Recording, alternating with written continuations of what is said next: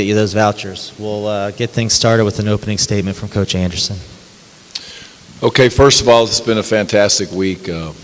Said it many times, but this is a big-time bowl. Capital One people all the way from top to bottom have been fantastic. Our kids have had a tremendous opportunity to have some valuable memories, and that is a key. To come to a bowl game and prepare is obviously important. The game is the biggest part of this, but to be able to have some memories, going to places where kids get to go once in a lifetime. The Disney moment that our players had with the kids was fantastic, and a lot of pictures, a lot of memories taken in a real positive way. So it's been a great week. Appreciate everybody that's been involved. We're excited now to get to the game. Preparation has gone well.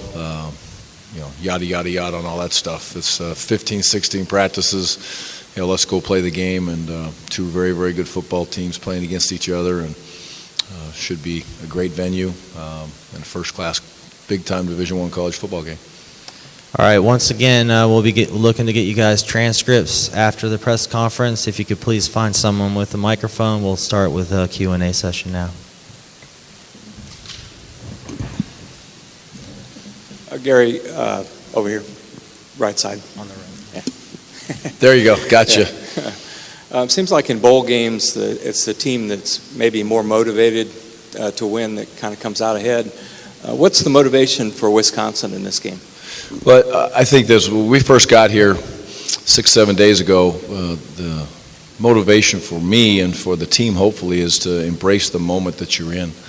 Every kid on the football team life is going to change, some drastically. Some never play this game again, but none of us will be together. And if you can't get motivated to play for 3 hours and some change in this setting, number one, national television, the care factor for Wisconsin fan base, all the things that you have at a bowl game, but then just to get into the moment and understand that you're going to be with that group of people for 3 hours and 5 minutes, 6 minutes, whatever it takes. I don't believe you're a true competitor. Our kids have practiced well. It's important to them. They're excited about that moment, and they'll be together for one more time, and that's all the motivation they should need, in my opinion, and I think that's the way they feel. Walking out with the trophy, though, that's pretty good motivation. So it's one game, championship. Gary, down here. What could or would a win in a game like this mean over a top 10 SEC team, especially given Wisconsin's, not yours, but Wisconsin's recent bowl record? Yeah, well, you hit it on the head with all those situations. It's one game. It's for a championship. It's against a top 10 opponent, which is a very worthy position for South Carolina to be in.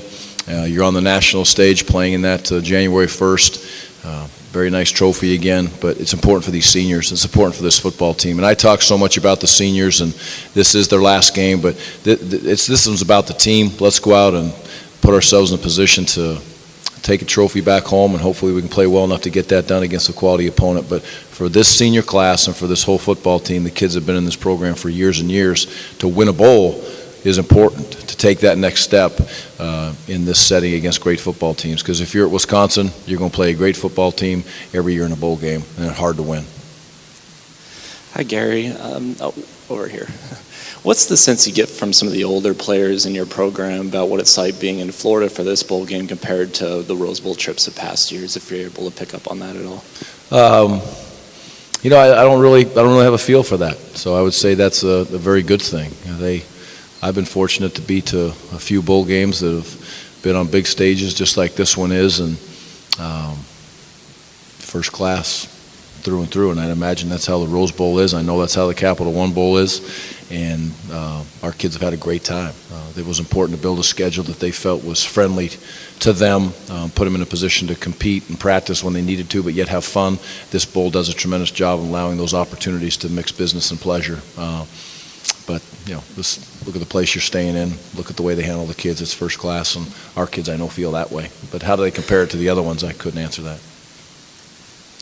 What's it been like game planning for Connor Shaw? He's a guy that creates something out of nothing a lot. I don't know if you look at the game tape against Clemson, there were a lot of long third down conversions he made.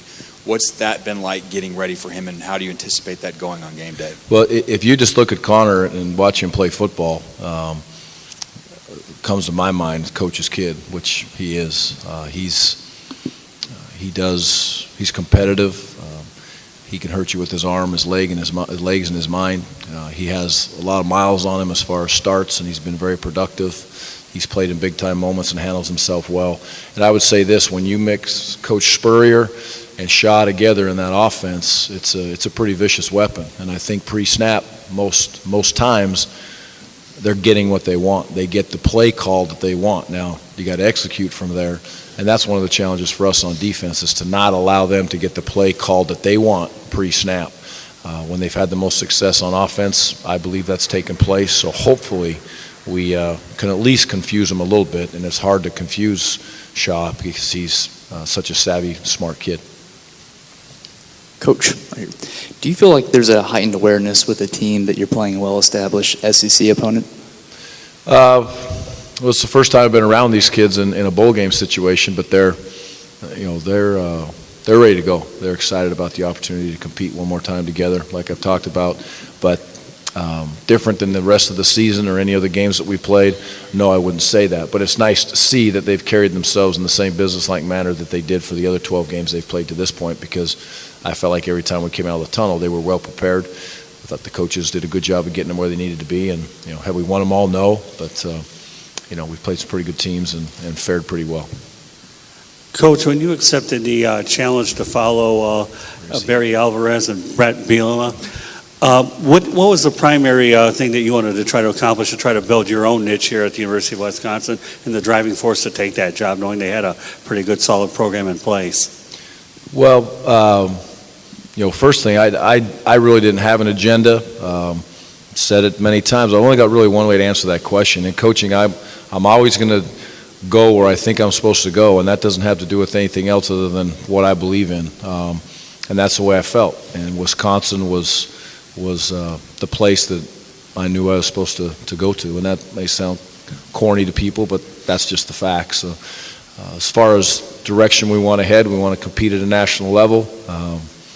We want to win a bunch of football games and be recognized for the way our kids carry themselves academically, socially, and athletically, and at the highest level and the elite level. So, we'll continue to work down those lines, and hopefully we win a bunch of football games as we move forward also. But I'm lucky to coach great kids. We have 120 kids on our team this semester, and I get the grades the other day, and I put an academic success rate on each one of those young men of what they have to reach to get there. And right now, 86 of those kids have done that out of 120, and I promise you, that's not an easy goal to obtain. So we're lucky to have the kids we have in our program. Anything else? We're good? Okay. Any other questions for Coach Andersen? All right, if you could just hold on for 1 second, we will go get Coach Spurrier for a brief photo op before we get started with South Carolina.